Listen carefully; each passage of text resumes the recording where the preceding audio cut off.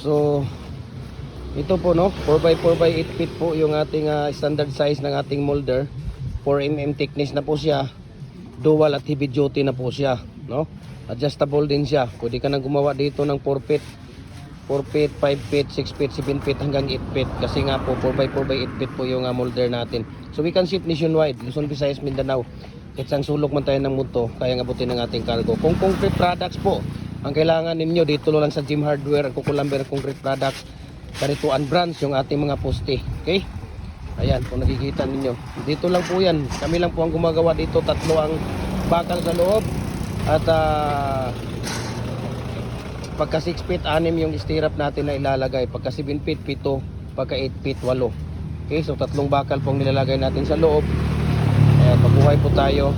And God bless po sa ating lahat. So, ito mga maliliit natin, through GNT Home or GNT Express po natin ipapadala ito. Okay? So we can ship nationwide. Pagka sa Luzon, nasa mga ano lang siya, 4 to 5 days lang siya sa Luzon. Pagka dito naman sa Visayas, nasa mga 3 to 4 days lang po siya, no? Pagka dito naman sa Mindanao, 2 to 3 days lang po siya. Okay? So dito po yung ating mga decorative natin, no? Mga decorative molder, hollow block molders natin. Ayan, kung makikita ninyo, heavy duty na po lahat yan. Ayan, meron tayong kinti doon. Okay. Tapos muhon, brakes natin, decorative. Ayan, kung makikita ninyo. Diba? So, ayan. Kitang-kita nyo naman yan.